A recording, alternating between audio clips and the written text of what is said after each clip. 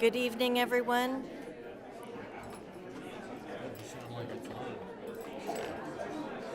Good evening, everyone.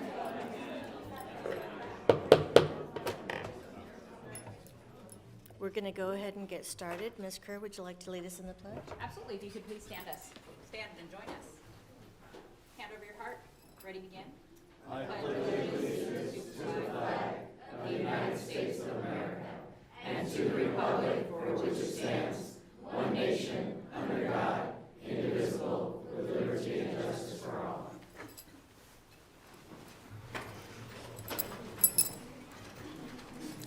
We welcome those who are here for purposes of addressing the board at the proper time and in the order of their request.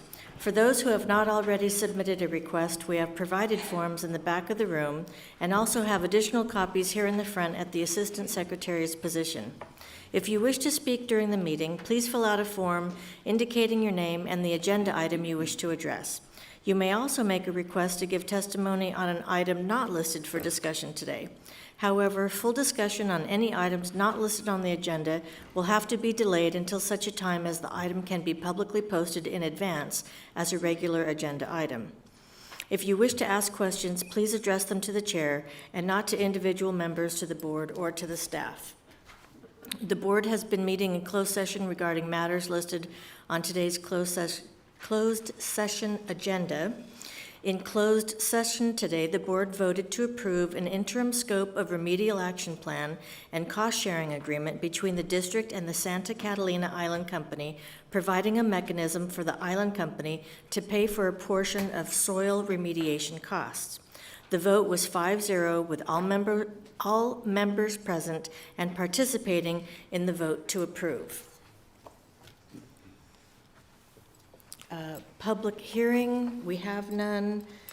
Agenda items for separate action. Yes, Madam President, members of the board, there are 3 modifications we need to make to the agenda tonight. The first one is the last item, number 12, in the instruction report. The amount is incorrect. It should say $1,860,798, not $768. It was a typo. The next item is on the purchasing and contract report on item number 94. That item reads right now, contractor to pay the district $50 per semester. It should say $500 per semester, and it's not under the Deputy Superintendent of Schools, it's under OCIPD. And then the last item is the last item under our new business, where it says 2019-20 certification of signatures. This is an annual thing that we have to do, and Mr. David Zaid's name was left off of that signature page, so on the one that you sign, it will be added. So if you would adopt the agenda with those 3 changes. Move approval. Second. Discussion? All in favor? Aye. Opposed? Abstentions? Passes 5-0. Approval of minutes. Move approval. Second. Discussion? All in favor? Aye. Opposed? Abstentions? Passes 5-0. Communications. We have some retirees this evening, so we're already celebrating. So we will start with Dr. Benitez. Yes, it's my honor to call Lisa Torres up to the podium, please. Is Lisa here?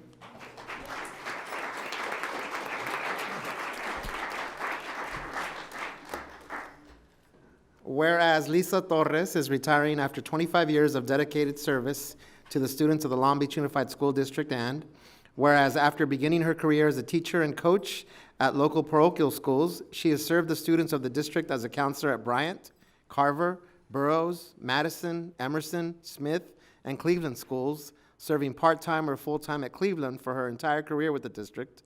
And whereas she was always available to students to listen to them, help them solve a problem, or provide intervention services to meet their needs, as evidenced when she earned the, quote, Hats Off Award from the Council of Exceptional Children. And whereas her organizational skills and excellent From scheduling of state testing to organizing well-received spirit assemblies, and her thoroughness and attention to detail created a meaningful event for her school community. And whereas she is a highly dedicated and effective school professional whose positive rapport with students, parents, colleagues has helped to positively impact so many young lives during more than 43 years as an educator. Now, therefore, be it resolved that the Board of Education of the Long Beach Unified School District commends and expresses deep gratitude to Lisa Torres for her significant and lasting contribution to the education of thousands of students.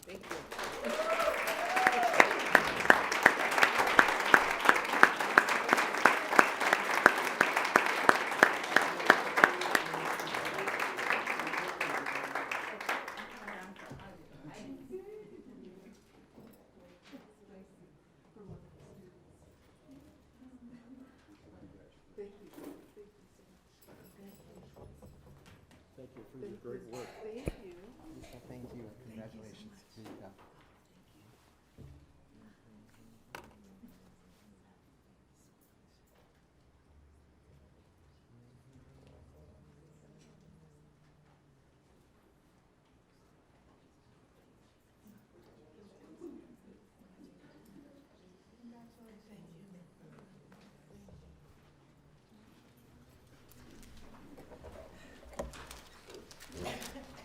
Well, I'd like to say thank you for this recognition. This is exciting. It's something. It's kind of a twofold. It's exciting, but also I'm sad that that I won't have the opportunity to continue working. But that's okay. That's okay too. And in the 43 years that I've worked, I've worked with a lot of different students, going all the way from high school down to through the elementary level. And in fact, when I was a high school teacher, Megan Kerr was one of my students. So it's very special that I get to do this while she is a board member. So I just want to say thank you very much for the opportunity to have worked with this awesome district. And it's, I've created, I've had a lot of good memories. I've met a lot of lifelong friends here, and I really appreciate the support that I've been given. Thank you very much.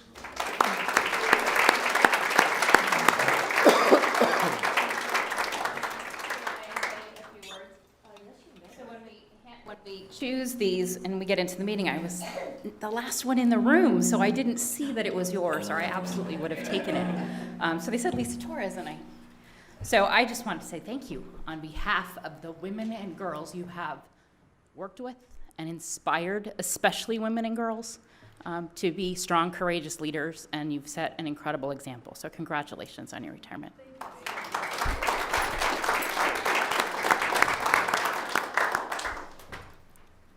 Okay, Mr. Meyer. Yes, it's my honor to introduce Barbara Kolkenbeck.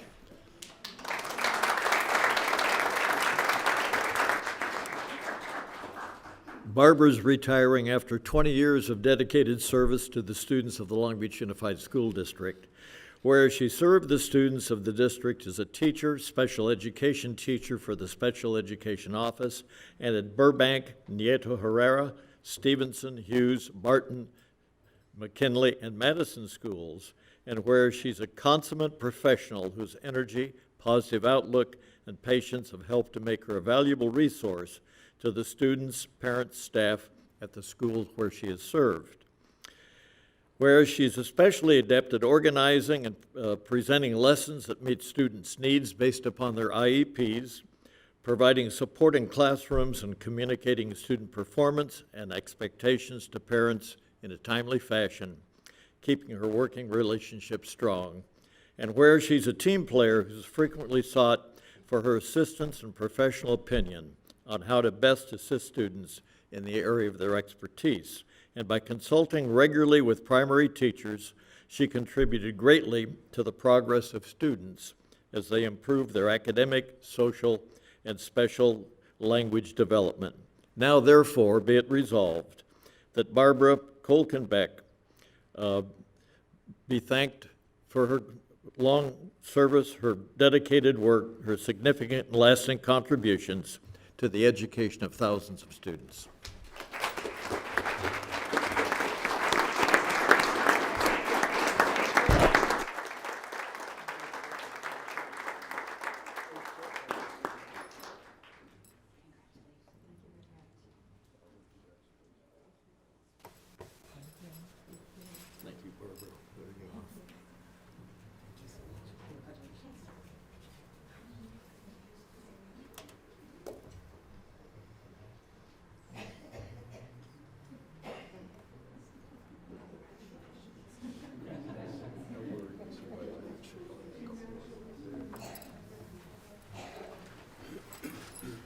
I'd just like to take the time to say thank you so much for the opportunity of doing what I love to do every day. I've been at it for 40 years, from all ages to all disorders in our district and other districts surrounding. And I just love doing speech therapy. It's an ongoing challenge daily, and our new disorders that seem to pop up overnight of how to solve the puzzle of getting these kids to communicate is really exciting. But I'd really like to thank my parents that put me through college. And my mom is here tonight, and she's 98 years old. So thanks, Mom.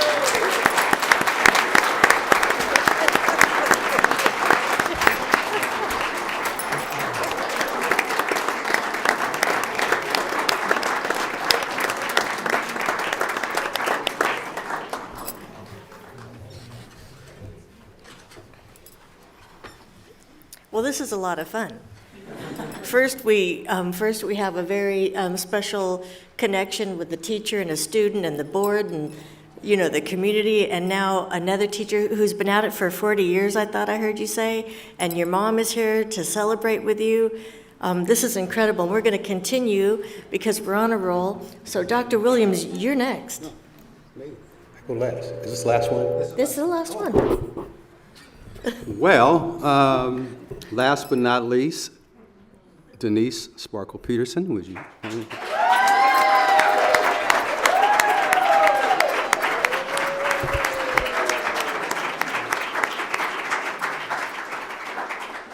Whereas Denise Sparkle Peterson is retiring after 30 years of dedicated service to the students of the Long Beach Unified School District.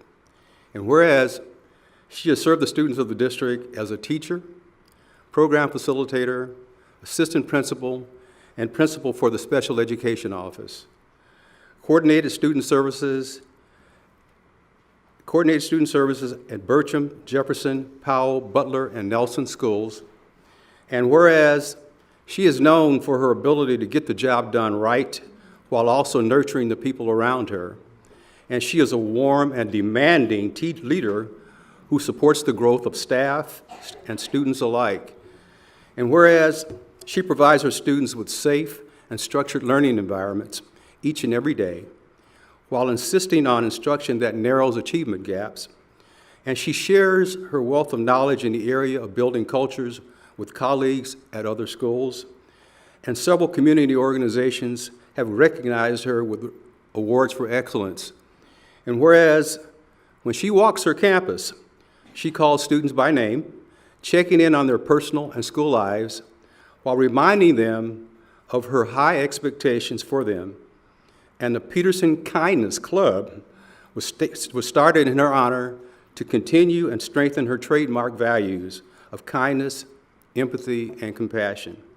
Now, therefore, be it resolved that the Board of Education of the Long Beach Unified School District commends and expresses deep gratitude to Denise Sparkle Peterson for her significant and lasting contributions to the education of thousands of students.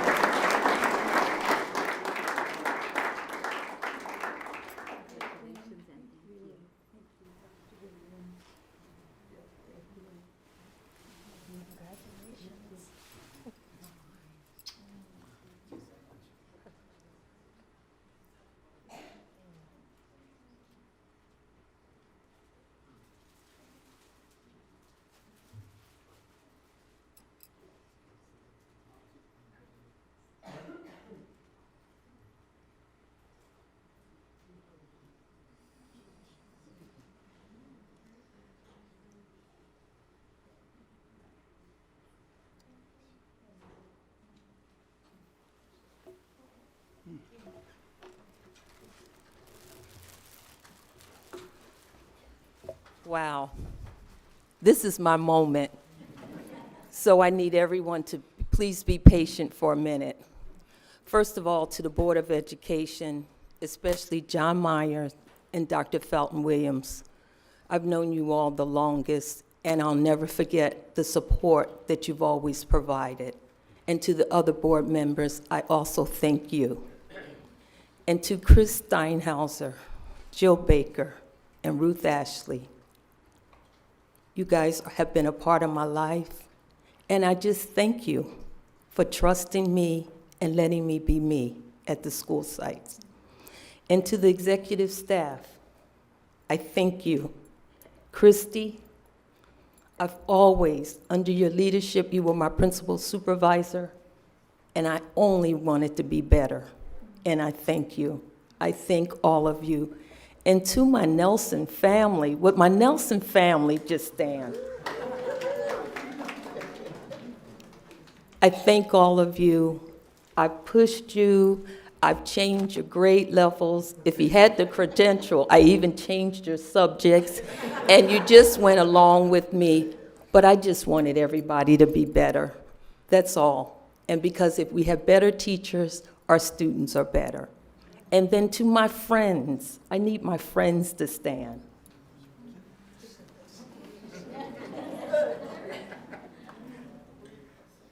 My friends are the best friends because not only did we laugh together, but they let me cry. And also with my friends, I have a potty mouth, and they allowed me to have a potty mouth. So I thank, but not on the campus, just with my friends. And so I'm so thankful for my friends. And then last, my daughter.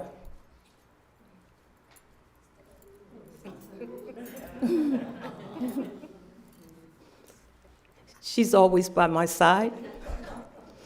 When she first got into education in Long Beach, she didn't want anyone to know who her mother was because she wanted to do it by herself. But she's 5 years in now, so you can tell everybody who your mom is. So it's okay. But I just want to say about me now. I was that poor child. I was the child from poverty. 6 children, number 5, the first to go to college. But as I said at the album meeting, it was my 3rd grade teacher, 8 years old, who told me I was smart. And it was because of her that I stand here. But also, more importantly, she was a woman of color. And she was my first African-American teacher. And all I want to say is that being a woman of color, I felt like I never wanted to disappoint. I felt like I knew that I had to work hard, maybe even twice as hard, because I felt like I did not want to disappoint. I know I've been a role model, and I hope that I've made an impact on so many lives. I've learned a lot, and we just all need to make sure we stay together. And it was always real important that I was at a school where my parents felt like the school was good and great, and they did not have to go across town to get a good education. And that is what I prided myself on. That's why I pushed my teachers. That's why I pushed my assistant principals. That's why I pushed myself. Because every child deserves a quality school, a clean school, a welcoming, inviting school, and it should be the best place for staff to work and the best place for students to learn. And I feel like I've done my job. You did.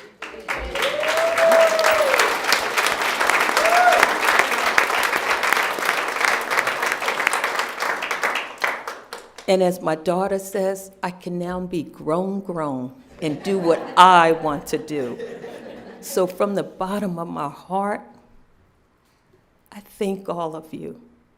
And let's never, ever forget about the students and forget why we have the jobs that we have. Because if it were not for the parents and the students, I would not be standing before you. Thank you.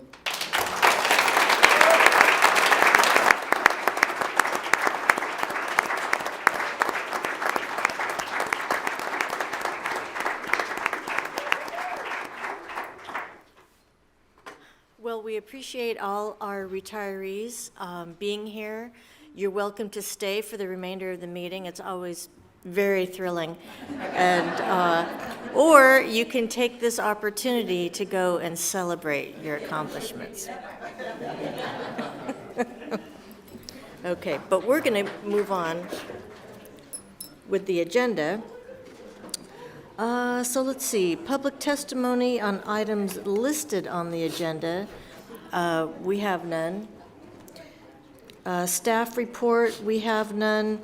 Public testimony on items not listed on the agenda.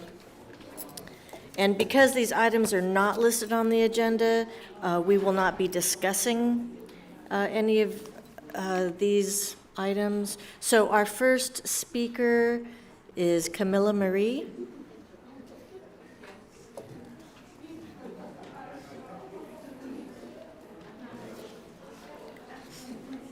Good evening.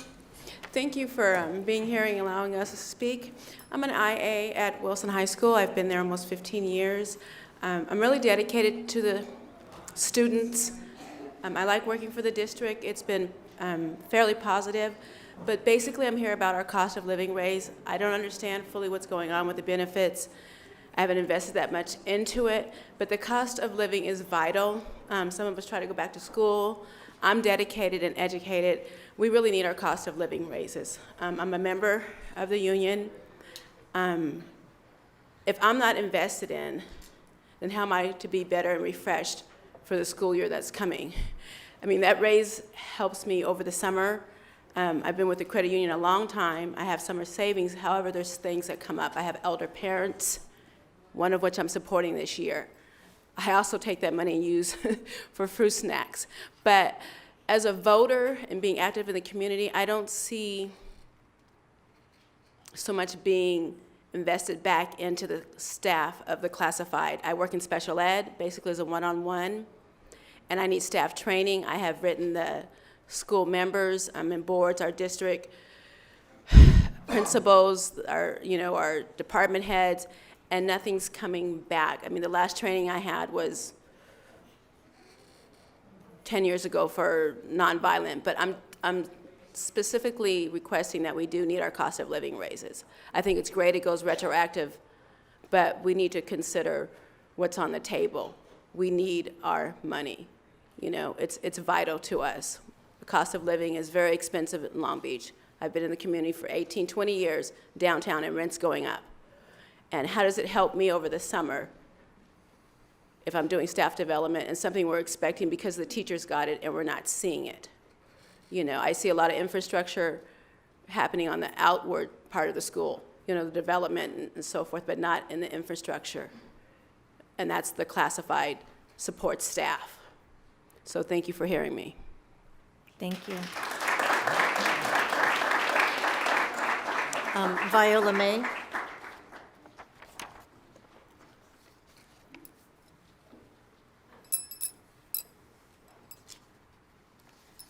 Good evening. My name is Viola May Bledsoe. I'm an instructional aide with special ed, and I currently work at Cabrillo. I am also on our negotiating team. We are definitely having some issues here with this negotiations, and it's kind of disconcerting that people who make the lowest wages within the district are being asked to make the biggest sacrifice in paying for their benefits. And it's only those who are part-time. It's not full-time, somebody who is working 8 hours. But you have a food service worker who works maybe 5 hours, 4 hours, makes less than $2,000 a month, and now are being asked to pay anywhere from $300 to $500 a month for their benefits. How is that going to help them? How is that going to keep them from being homeless? We already have people who go to work every day in this district that are classified employees who are homeless, but yet they work. And at 62 years old, I am going to be joining them soon because the house that I've been renting in a room in is being sold, and I cannot find anything out there that will fit my budget. And I make roughly around $3,000 a month. I can't find anything under $3,000 to rent. So the fact that we are being cut over and over as classified employees. As an example, at Cabrillo, we have 2 classrooms that have, for summer school, we have 2 classrooms that have over 10, 12, 13 wheelchairs in them, but yet they only have 4 instructional aides and 1 teacher. 4 aides and 1 teacher cannot push 14 wheelchairs. Fire drills, off the bus, to the classroom, to lunch, to whatever. So we are constantly making do with the least amount of resources. And as Camilla was saying, we're not getting the training. There are a lot of aides in this district that have never been trained how to do lifting or special things that work with special ed. And it's time to open it up to classified people. We are the least paid people in the district. We do the most work with the least amount of resources. Thank you.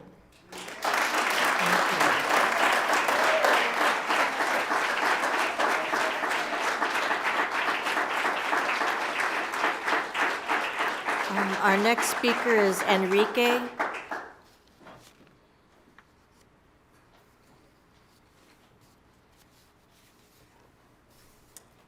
Hi, good evening. My name is Enrique. I'm a union member for CSEA and a classified bilingual employee for the district.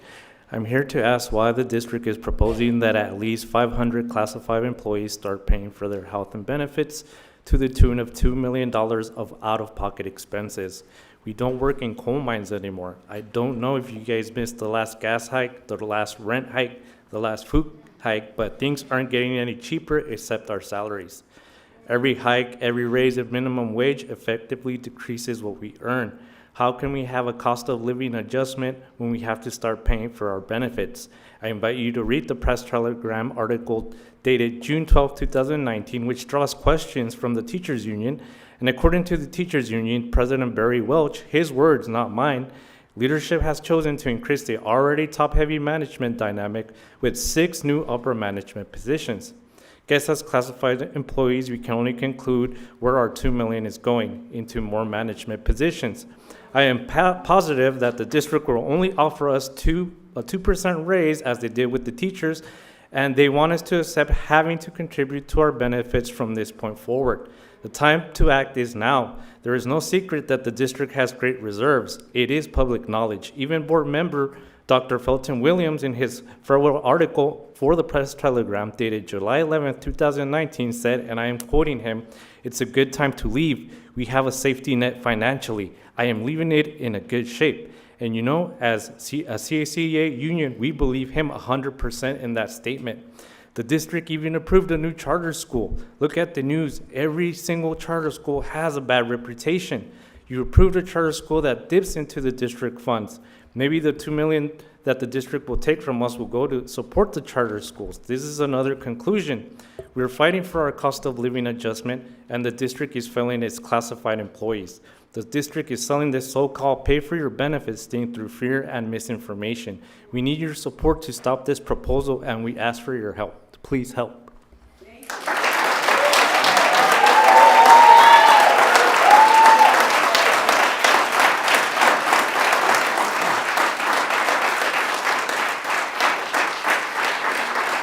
Our next speaker is Gilbert. Mr. Gilbert Bonilla.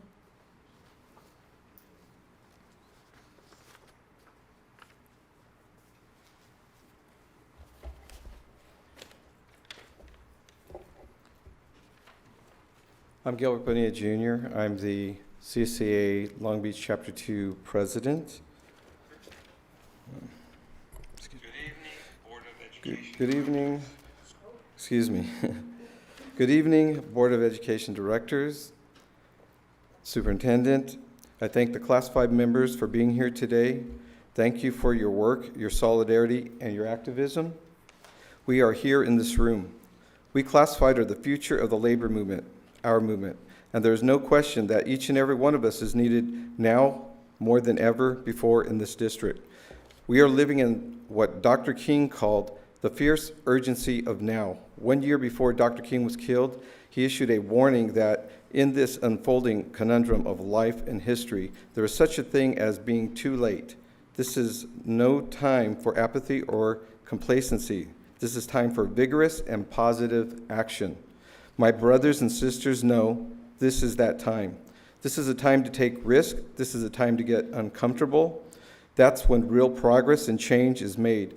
You must understand that we feel the attacks against us are vicious, against workers' rights, waiting on long negotiations and raises, safe working conditions, bringing rise to division over who pays for health benefits. They are all being threatened as we speak. The labor movement will always be mobilized and organized to defend ourselves, our communities, and our values. But we cannot afford to confuse protecting what we have with winning what we need. Dr. King's example calls us to stop looking at our shoes and start reaching for the stars. My assurance to you is that we are in this battle to win it, today and every day. And I mean really win it. We won't be the middle of the pack. We'll be the tip of the spear, fighting for our rights. So we are ready to mobilize, ready to fight for safe working conditions, for fair wages that keep up with the cost of living, and of course, health and welfare benefits. We are ready to win. We make LBSD great. We keep it safe. We teach, heal, and make. We package, print, and bake. We digitize and televise. We transport children and greet them at the gate. We file, clean, and are the faces that are last seen. We make repairs and lift loads. We stand tall. We don't run and hide. Our eyes are open. Our minds are on alert. We matter. We're fearless, strong, powerful. We are united. We are the California School Employees Association labor movement, and we will not be ignored. Thank you, and God bless.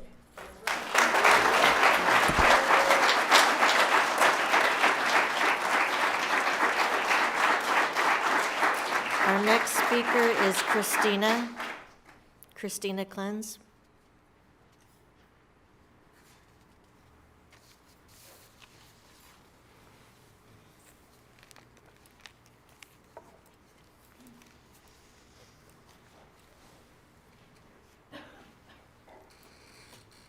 Hello, my name is Christina Clenz.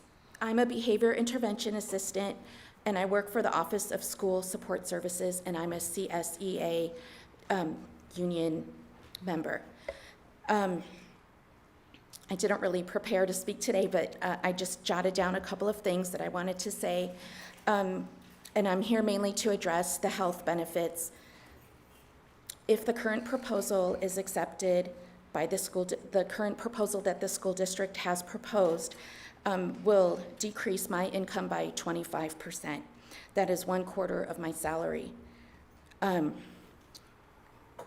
would like the school board to consider the differences in the salaries between what the teachers make and what the classified employees make. The part-time teachers who pay into their health care benefits their median income is quite larger than what ours is. And I also would like the board to consider negotiating with the insurance companies to lower the amount that the district pays for the health care, rather than negotiating with the people who are receiving the health care as in the members for the union. And that's what I had to say. Thank you.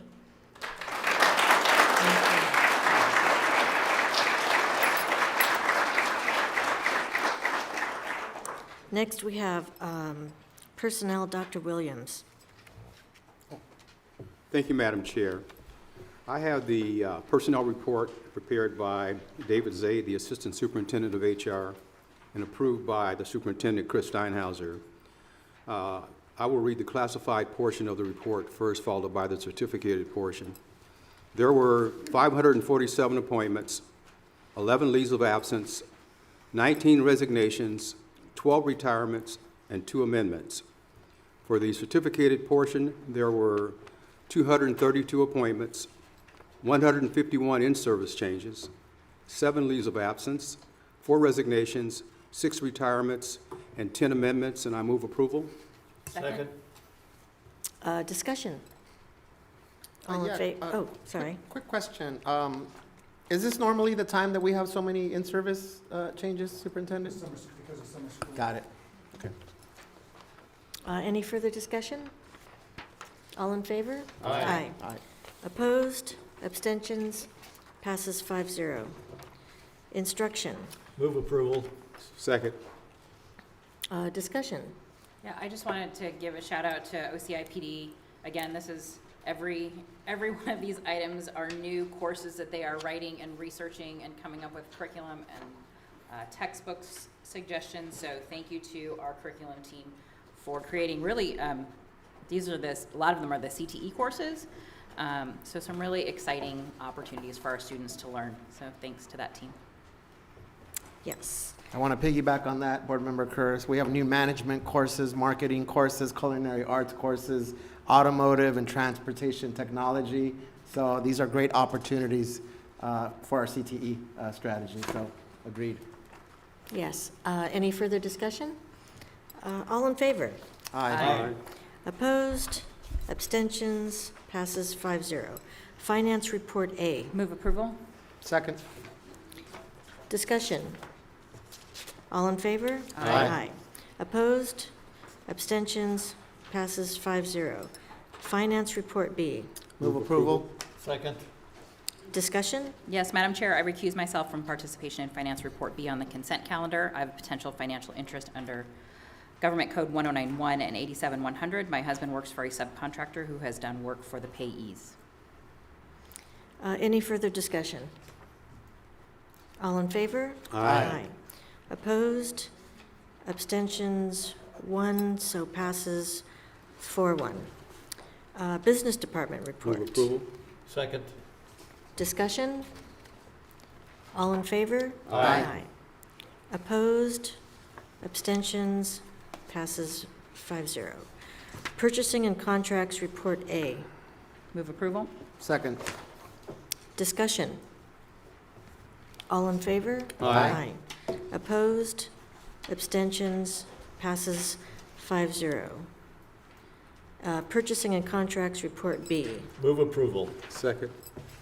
Discussion? Yes, Madam Chair, I recuse myself from participation in Purchasing Contract Report B on the consent calendar. I have a potential financial interest out of under Government Code 1091 and 87100. My husband works for a subcontractor who has done work for the contractors. Any further discussion? All in favor? Aye. Opposed? Abstentions? Passes 4-1. Mr. Superintendent. Yes, the first item is student readmits. We're pleased to admit student 960 and student 577 to the district, and they will be assigned to schools from school student services. Move approval. Second. Discussion?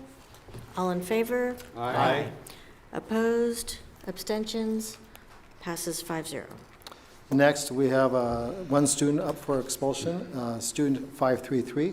This student would be expelled under Education Codes 48915A2 and 48915C2 and would not be eligible to apply for readmission until June 11, 2020. Move approval. Second. Discussion? All in favor? Aye. Opposed? Abstentions? Passes 5-0. Excuse me. Next, we have some administrative assignments. Staff is recommending Tracy Hall, who is currently a teacher on special assignment at Carver, to be the assistant principal at Dooley Elementary, and Juan Gonzalez, who is currently the assistant principal at Dooley, to the assistant principal of Lincoln, and Connie Grenari, who is currently a teacher on special assignment in OCIPD, to be the activity specialist at Cabrillo High School, and Jared Maliwat, who is currently the counselor at Sato, to be the head counselor at Sato, Mary Martinez, who is currently the head counselor at Reed, to be the head counselor at Beach and Reed. And Lindsay Evans, who is currently a coordinating teacher for the Child Development Centers, to be a program coordinator for the Child Development Centers. Move approval. Second? Discussion? All in favor? Aye. Opposed? Abstentions? Passes 5-0. And if we have any of these folks with us tonight? I don't believe we do. We don't? Okay. Next, we have the Williams UCP quarterly report. This is just an information item. We do this 4 times a year by law, and we had no complaints. Okay. Unfinished business, we have none. Board meeting schedule. Move approval. Second. Discussion? All in favor? Aye. Opposed? Abstentions? Passes 5-0. Board Policy 5149, Student-Employee Interaction. And before you take a motion or a second, we do have a recommendation for a change, so I'll turn it over to Mrs. Ashley and Yumi. Thank you, board members. Our proposed change is on the first page of the board policy. And so, as you know, we have this board policy to really support the other policies we have in place in terms of sexual harassment and code of ethics. This one focuses specifically and gives parameters for our teachers, our classified staff, every single employee who is a mandated reporter. That includes our walk-on coaches, athletic coaches, music coaches, even our volunteers, so that we can all have appropriate boundaries with our students. So the change that we are proposing is on the first page. It is the second bullet when you see the the first bulleted item, where it says protect employees from prohibited or unauthorized student-employee interactions which may result in false allegations. Our proposal is to strike out prohibited or unauthorized student-employee and replace it with protect employees from engaging in interactions which may result in false allegations. We hope that this provides clarity to the statement. Quick question, Ms. Ashley. So the wording, the hyphenated student hyphen employee is also stricken? Yes. Yes. I'm reading it as protect employees From from engaging engaging in in- student-employee interactions which may result in false allegations? Yes. That's Yes. the proposed Yes. change? Okay. Okay, so would that be the only change then to the policy? Okay, so that's the policy we're voting on. I need a motion. So move. Second. Discussion? Okay, all in favor? Aye. Opposed? Abstentions? Passes 5-0. Board Policy 6142.1, Sexual Health and HIV/AIDS Prevention Instruction. Move approval. Second? Discussion? Yeah, I just wanted, this is an addition to, so it's an existing policy that we're adding some information to. And the thing I wanted to point out is on page 2 of the board policy.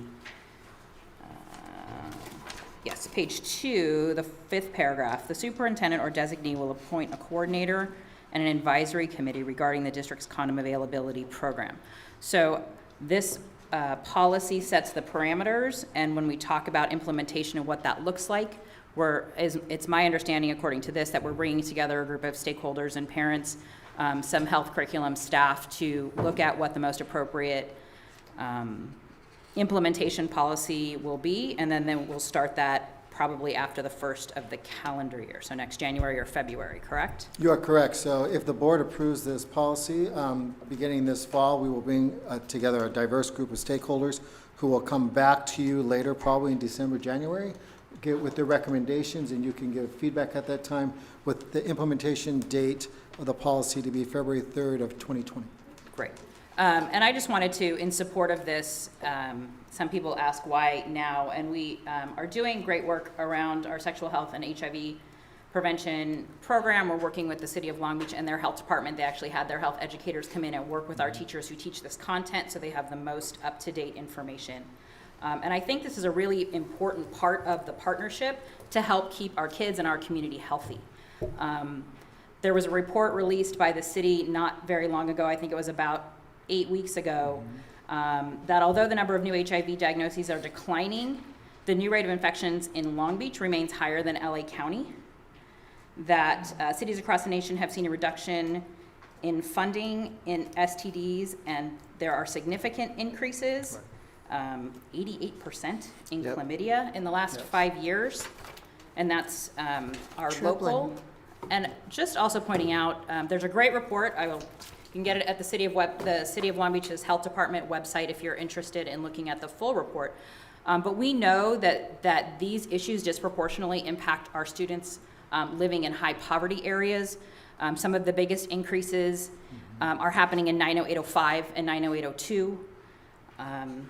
In our Latinx population, and our Black and African American population, and those living below the federal poverty line. And there's really detailed information in this report, but know that the City of Long Beach has the second highest rate of chlamydia in the state, the second highest rate of gonorrhea in the state, and the third highest rate of syphilis in the state. So I appreciate that we are clarifying what our position is and giving all of our students and families the most up-to-date information, but also the tools to help them keep themselves safe. And I think this is an important part of the partnership that we make with our partner agencies in doing good work for students and families. So I look forward to seeing that committee kick off so that we can do this in a really smart and respectful way. So appreciate this being brought forward tonight. Just to add, Board Member Kerr, thank you for highlighting some of those statistics from that report. Given the huge health ramifications and the importance of having a successful sex ed and HIV prevention instruction, can you highlight sort of what our process is going to be for constituting that committee, Superintendent? Yes, so, excuse me, so we will go to various stakeholders, this board being one, and other groups asking names for students, parents, and others, and then it will be run through our health committee, our curriculum leader, and then they will meet like any other group, talk about the process, review other districts who have done this, then come back to you with that part. Okay, great. Looking forward to that. Thank you. Can I recommend a couple of organizations that we could reach out Absolutely. to? PTA is one of them, and also the center. I don't know if they were already on the list. Do we have a person who's going to facilitate that committee? Yeah, it will be our yet? curriculum lead, Susan. Okay. Okay, any further discussion? No? All in favor? Aye. Opposed? Abstentions? Passes 5-0. Definitely need my glasses for the next one. Resolution 071519-A, authorizing the sale and issuance of one or more series of general obligation bonds under the herein referenced Measure K authorization in an aggregate principal amount not to exceed $150 million, and one or more series of general obligation funds under the herein referenced Measure E authorization in an aggregate principal amount not to exceed $300 million, and authorizing the execution of necessary documents and certificates relating to the sale and issuance of said bonds. I need a motion. So moved. Second.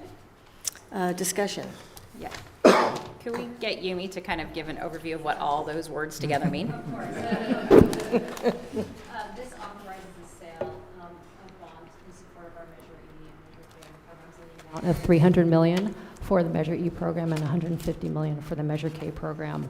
We're proposing a competitive sale of bonds in which large institutional investors would bid to sell and underwrite the bonds. Our next step in the process would be to get our credit ratings from the credit rating agencies Moody's and S&P, and the district has generally enjoyed very favorable credit ratings based on the financial stability and the financial strength of the district, as well as the strong property tax base that we enjoy here in Long Beach. We plan to go to market in August with proceeds in at the beginning of September. And I'd like to, and required to publicly disclose the total cost of the taxpayers based on our best estimates at this time, or good faith estimates. For the Measure K series, we estimate a true interest cost of 4.06%, a finance charge or a cost of issuance charge of $1.67 million, proceeds to total $149,083,000, for a total cost of $298,451,650.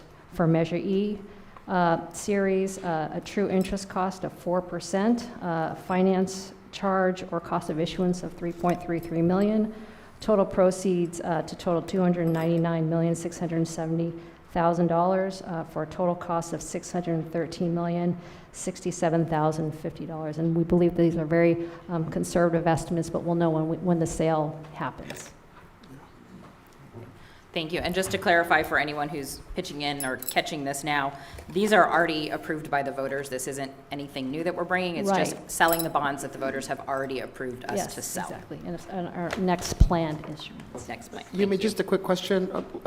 Could you explain the difference in true interest costs for both Yeah, so bonds? those are the interest costs, incorporating the total finance charge as well as the interest costs that we would pay on the bonds. That would be the true interest costs. So that'd be the true interest that the taxpayers would pay on the bonds. Any further discussion? All in favor? Aye. Opposed? Abstentions? Passes 5-0. Reorganization of the board. Do we have any nominations for president? Madam Chair, before we do that, I have an issue I want to raise. So our charter requires us to move to a new cycle beginning next year, meaning that we'll have March primaries with a November general election. And I think that new cycle has implications on our reorg schedule. So we are scheduled to do the same thing next July. I wasn't a part of this when I came in last year, so this is my first time through it. And as I was going through the agenda, and at one of our previous board meetings, we actually talked about, excuse me, some of the implications, potential implications of moving to the new cycle. I think this is one of them. So we have our regularly scheduled reorg in July. However, next year's cycle would put that reorg meeting between the March primary and the general November, which in theory, new board members would be sworn in December. So then, you know, we have this sort of halfway, whether we're going to have a full year term, longer than a full year term, or if we're doing a reorg in July, we'd have to do another reorg in December. So is Brent around by any chance? He's Brent? here. He's Our always attorney, here. could you Yeah. bring some light onto this, Brent? Brent, sorry. Sure, some light onto this. You ever been to the Winchester Mansion and you saw that there were staircases that led to nowhere?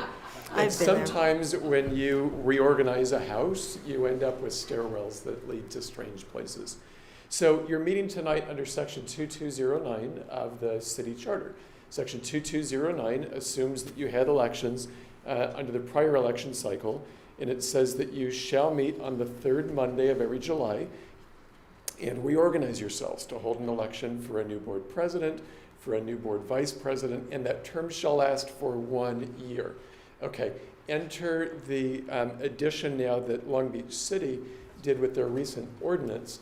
What that city ordinance says is that with your new election cycle, which will be March and November, that once that new person is seated, or new people are seated, on the third Tuesday of December, that then you combine that with the education code, which says that within 15 days of that in December, you'll have another reorganization meeting. I think that the fairest reading of these two merged together is that we'll need to have another reorg meeting next July, and then another reorg meeting after new people are appointed in December. So potentially, whoever is placed up today for president and vice, not potentially, for president and vice president, there will be another reorg meeting in December, at which time then it will be a new vote with a potentially new slate of officers. So what it means is that tonight you vote for a president and vice president. They would serve from this July to next July. Then we would reorg and have another election. And you could have an individual that serves 6 months if he or she were terming out, because come December, you would have another reorg, correct? Correct. Wouldn't that, thank you, Brent. I'm still trying to visualize the 6 months and the 1 year. Wouldn't that have implications, though, if the requirement is that the vice president and the president serve a year term? Wouldn't that have implications on our process of reorg? Because in theory, what we're saying is we're making a decision for potentially a school board member that could only serve, that wouldn't be able to complete their 1 year term, because that term would be over upon the December swearing of the new board members. And I can't express an opinion on that yet. You're correct that the charter under 2209 says that whoever is elected today will serve for a 1 year term. When you meet next July, I think you're going to be meeting under that exact same provision.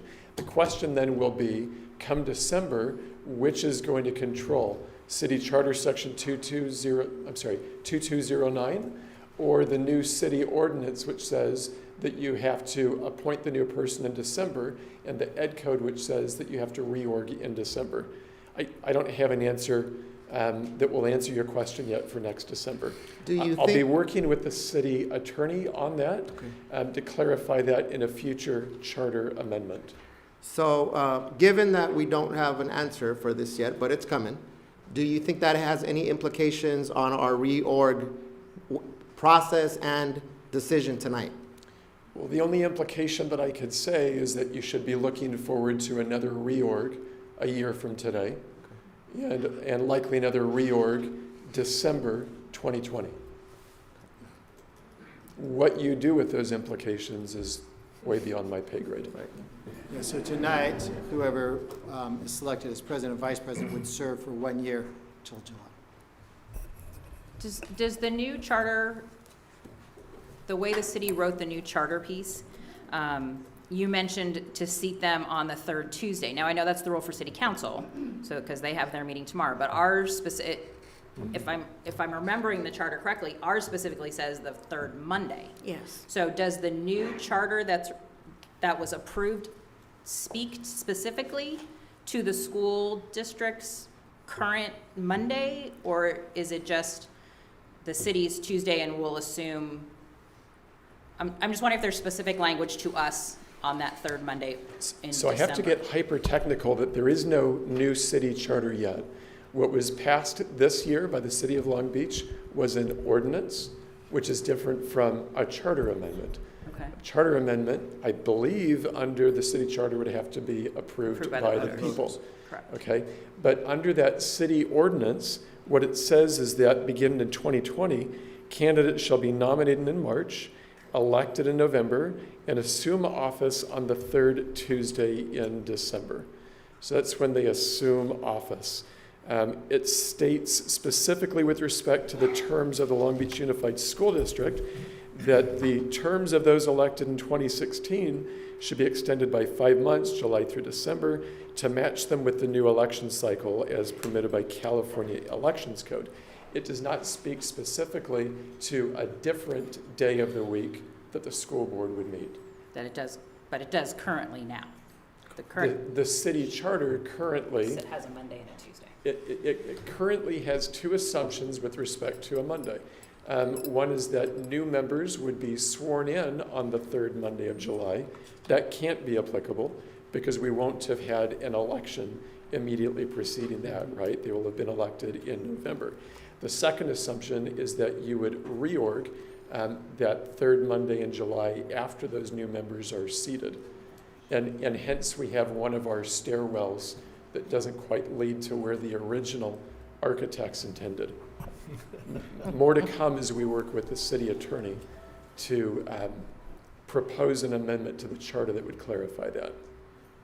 So Brent, I'm going to add two additional interesting elements to this. And because I'm trying to walk through the scenario, right? So I'm not trying to be difficult here. There are implications, both fiscally and in terms of our academic year calendar, and we talked about this, for someone getting sworn in December, based on these two scenarios. We potentially have 2 school board seats up for this next cycle, 2020, as just given the lay of the land right now. We could have outright winners in March, or we could have a runoff in November. If we have outright winners in March, that they still don't get sworn in until November. So that leaves December. I'm sorry, December. Right. So that's why we have a hodgepodge here of stairs. It's not just one staircase leading up. So I do think it has implications, one, on process, but two, on the considerations that we make for the new president and vice president of this board. You've correctly stated the way that the new ordinance was written. Just to be clear, though, whoever previously held that seat will continue on in office until that meeting in December when the new member is sworn in. So we currently have 2 members planning to retire that instead of retiring next July would be staying in office until December. Correct. And that's one of the implications. They were voluntold by statute that they have an additional 5 months. Right. And one of them is our current vice president. Yes. It's interesting, we're pondering all these uncertainties in life that we meet every day. Why don't we just deal with this year and see what happens down the road? Thank you. Well, that's certainly No an further option. questions for me? Do we have any more questions? Okay, It thank you. doesn't look like we do, so I think we're going to proceed. I have questions, but not for Brent. Okay.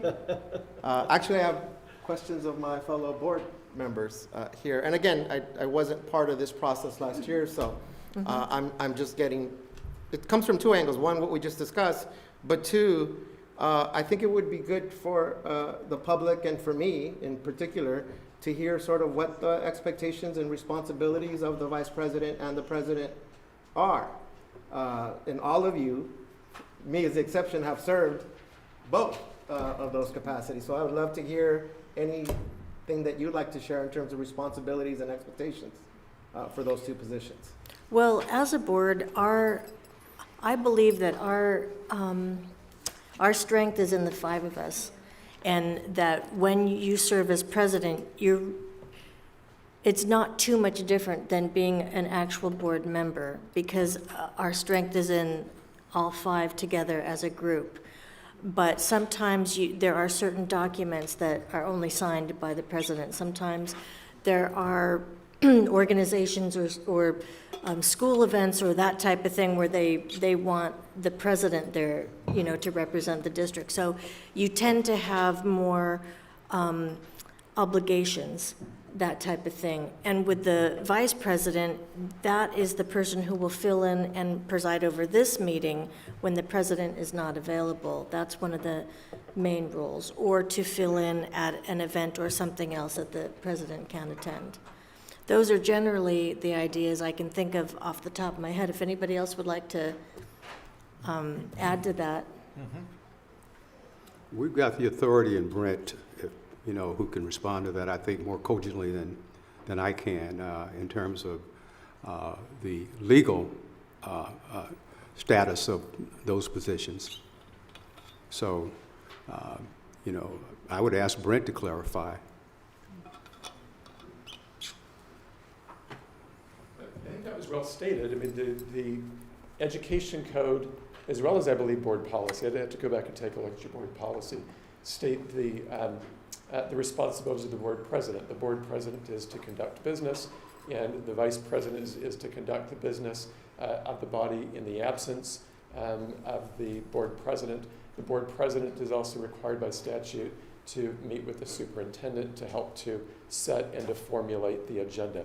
I think those are the official spelled out duties, but this board has typically delegated other duties, including, ceremonial representations and other events that you attend as well. Thank you, Brian. The only other thing I would add is that the president of the board usually does not sit on any of our subcommittees. So, for example, that's delegated to other members of the board, including the vice president. And as you all know, we try to rotate the members of the board on the different subcommittees so that everyone meets all those obligations. And to that point, Mr. Superintendent, the president also assigns subcommittees? Correct. So board members have in the past given their interest to the board president to say, I serve on the finance committee, I'd like to serve another year, or I've never served on the personnel committee, I'd like to serve on that committee. But it is the expectation that eventually people would serve on all committees because that's how you have a greater understanding of the business, the day-to-day operations. And thank you for the question. And I'll share the non-technical answer, I guess. Because I think if you ask the four of us, I think we would perceive how we approached being chair of the board or president of the board differently. So all I can speak to is my own experience and my own desire to really be a strong face for kids. So as board chair, I took very seriously being present in community meetings, to parents, to groups, knowing that sometimes they need a face, they need one face. For as much as we all talk about they are all of our kids and we go to events across the district, I was honored to be that person, that face when I was chair last year. I took it really seriously in the sense that we are the largest employer in the city.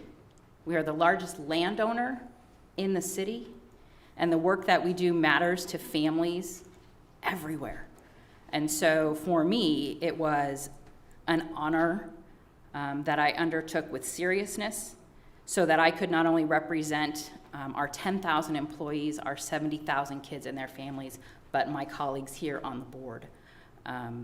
So I know at times it's procedural. For me, it was a really important year in the work that I saw myself doing for students and families across Long Beach. And again, that is my story. That isn't everybody's story who's ever served in that position. But for me, there was a lot of heart work in addition to the technical being here for the meetings and meeting with the superintendent and setting agendas and signing papers.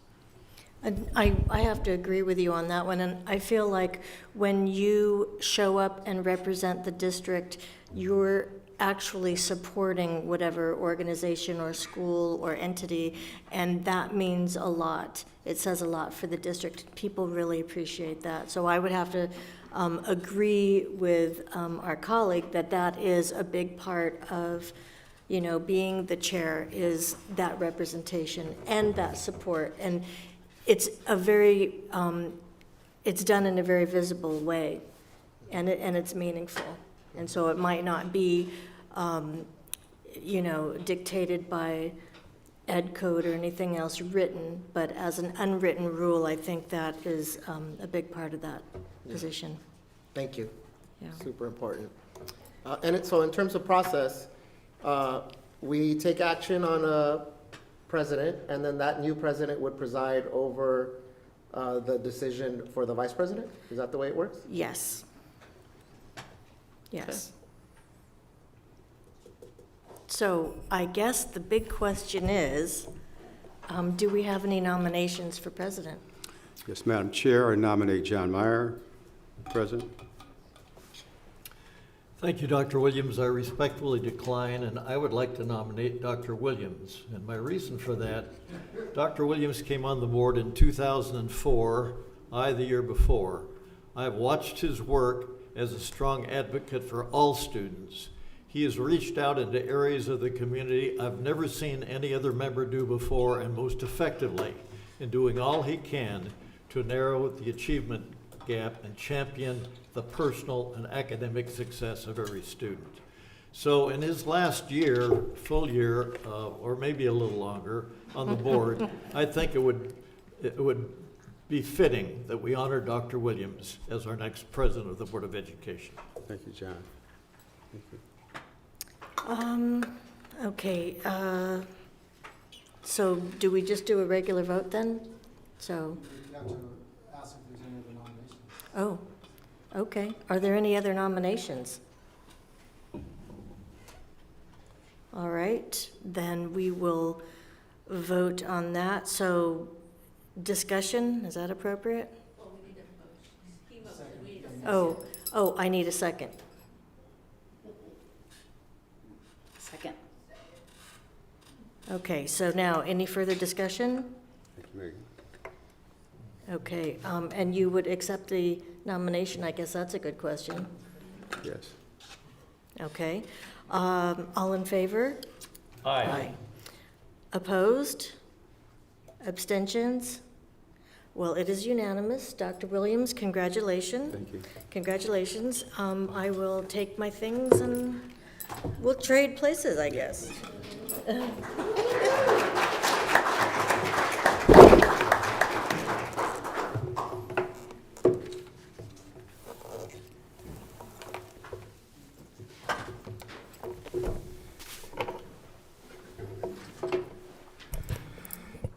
I want to thank my fellow board members, and I want to thank Diana Craighead for the tremendous job she's done as president of this board.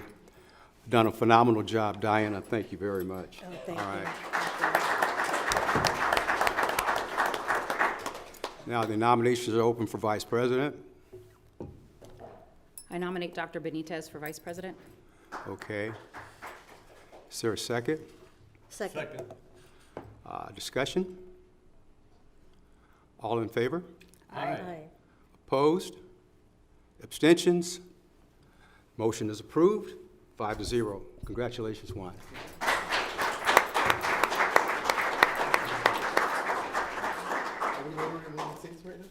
Sure. Yeah. Musical chairs. Now we will have the report of board members, and let me, We need to do certification of signatures, the next You item. have to we finish have to our do that agenda. now? Correct. You have to vote on the signatures Yep. because you've just reorg, so you have to take action. It's the last item under new business. The 2019-20 certification. My apologies, here it is right here. Certification of signatures and signature authority. Do I have a motion? That's with the addition of David David Zayas. Zate, correct. I move approval. Second. Okay, discussion? All in favor? Aye. Aye. Opposed? Abstentions? The motion is approved, 5-0. Now we have the report of board members. Let me start with John Meyer. No report, thank you. Juan? Yeah, I actually have a written statement.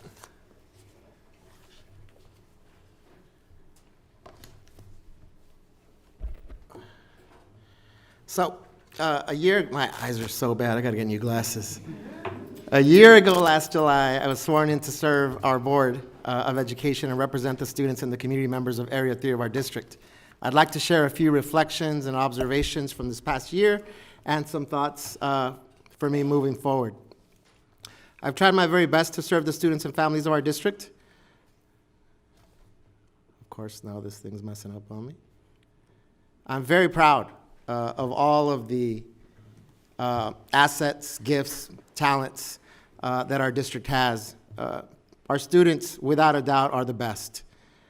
This past year, I found a new respect for the hard work of countless of individuals in our district. Just so many hours, the extra effort, going above and beyond what's expected, that our teachers put forth, our nurses, speech pathologists, librarians, administrators, classified employees. Thank you for being here tonight, and all of our district staff and everything that everyone does. It's also been extremely gratifying for me to be privy to the many efforts and the so many things that our engaged parents contribute to our students. They are, at the core of our success as well, district-wise. It's the tremendous work that our PTAs, our PTOs, our school site councils, our committees, our parent volunteers, and other parent groups that are supporting our students and our mission really contribute. It's invaluable to us.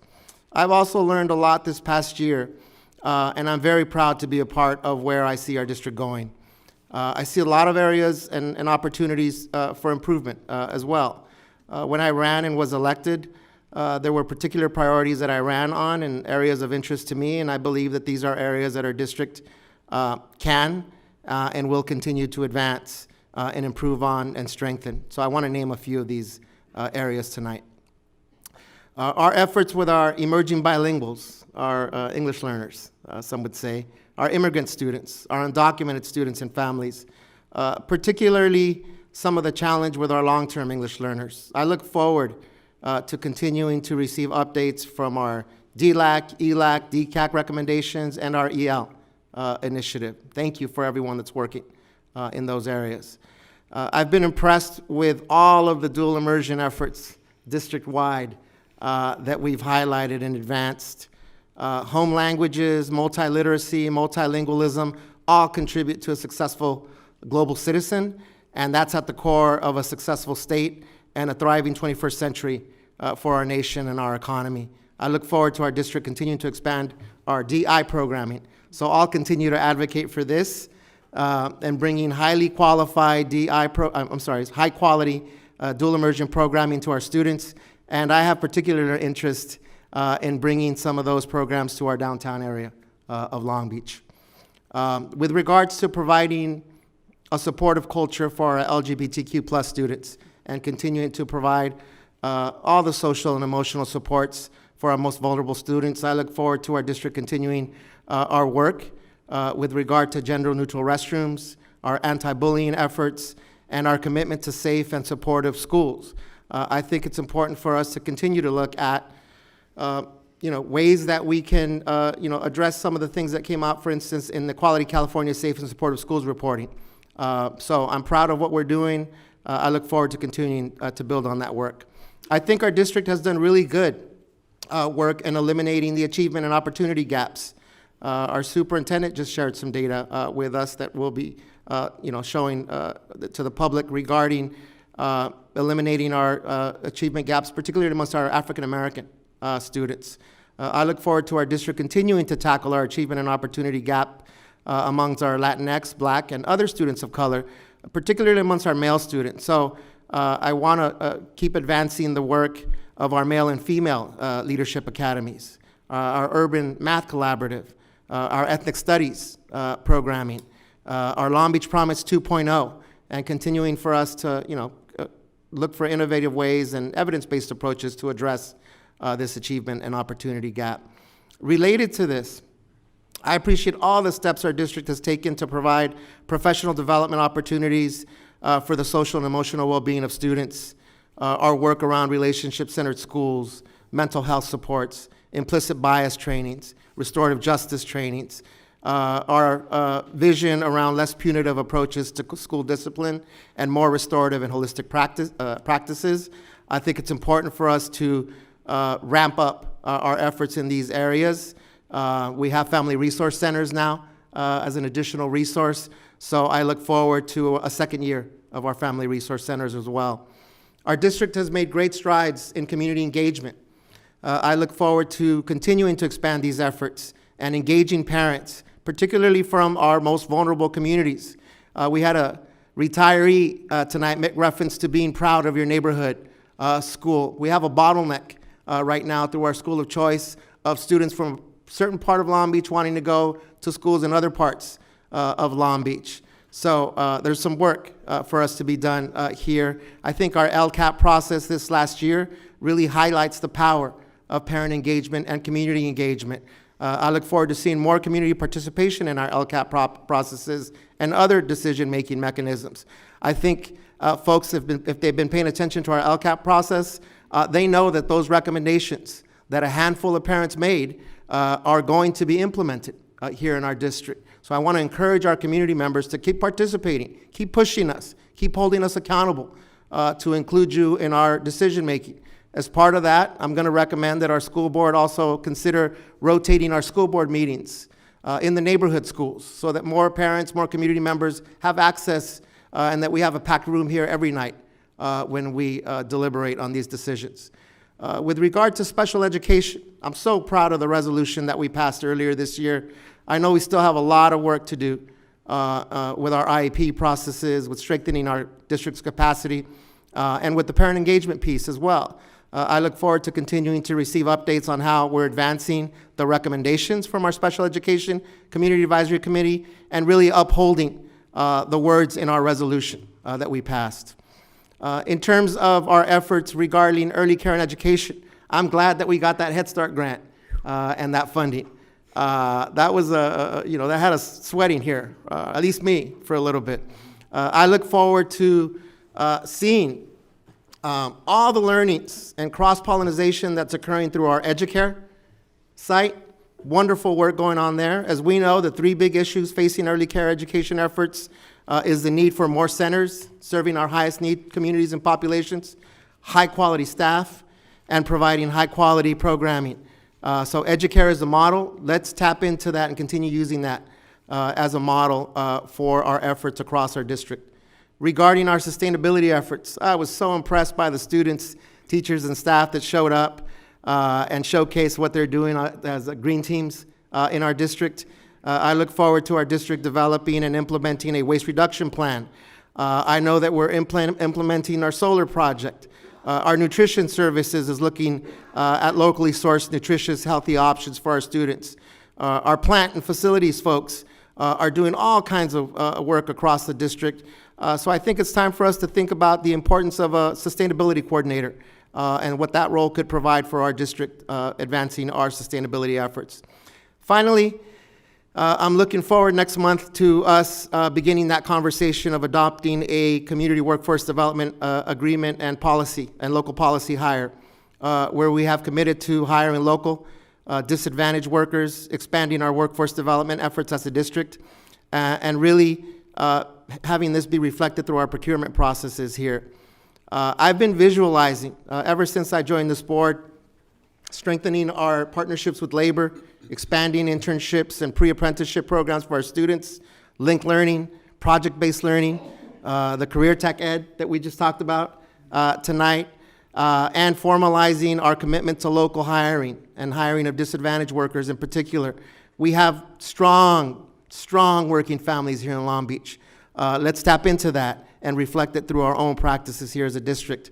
I've also visualized many of our students from our district, but particularly from those area codes that you highlighted tonight, Board Member Kerr, where they're being prepared by our district to be both college and career ready, and them having apprenticeships and pre-apprenticeships and internships in their pathways, and them graduating and coming back and working at one of our schools with a highly valued degree in a benefited, well-paying position, and then living in Long Beach, being able to afford to live in Long Beach and reinvest that right back into our communities. That's what a community workforce and local hire policy can do. I know we have done a lot of good stuff. We have a really good district. I'm proud to be a member of this board and now to be your vice president. So I wholeheartedly believe we can do better as well. We have great people here in our district, great staff all across. I'm committed to continuing to strive for a stronger district so that all students, all means all, as we like to say, but we also uphold that. So I look forward to working with my colleagues here on the board, with our community members, our parents, our students, our executive staff, and anyone else that wants to join this great alliance. So I thank you all for this first year of service. Thank you, Juan, for that report. Diana? That's kind of hard to follow, so I don't know if you left any stone unturned, so I think I'll just leave it at that. And well said, and thank you. And we appreciate your contributions on the board as well. Ms. Kerr? Yes, cosign. I would like to put my signature on the bottom of that statement. Let's do it next July. Next July. I just want to express the gratitude that I have for our staff at every single level, at every school site, at every district office, every remote district office, including transportation and nutrition services, and those groups who sometimes don't always feel like they're connected to us because they're away from us so often, but who do fundamental work in educating every student and supporting every family in this district, and supporting the rest of us who are charged with doing this policy work. I couldn't thank you for your statement. I would like to add one of the things that I'm excited about is our partnership with our community service agencies, with our fire department and our police department, and really looking at a public service pathway so that our students in this district can be the people who protect us and respond to us in the future, and that those departments will look like us and look like our communities. So that is one thing I am also really excited about. I'm also excited about exploring our part in housing issues that are impacting the city of Long Beach, and as some so eloquently stated, our own employees, and seeing if we have a role to play in that work as well, and being open to thinking creatively. So it has been a tremendous year. The one thing I will say that I did event-wise was on Friday, it was Parent Day at Long Beach Junior Lifeguards. And that is a program that we started this year in partnership to support students financially and transportation to participate in a program that is a direct feeder into public safety opportunities. And so on Parent Day, parents were invited to come and participate, to swim with their students, to run with their students, and if they wanted to jump off the Belmont Pier with their students. So I was honored to have Chief Medina.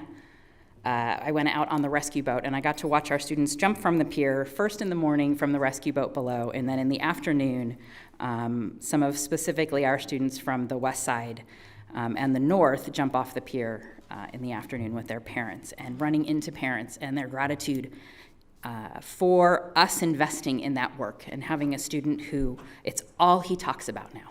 So as he heads off to CAMS in the fall, he's already asked for a surfboard for Christmas. And so those are the surprising things that happen when we're open to partnerships and thinking creatively.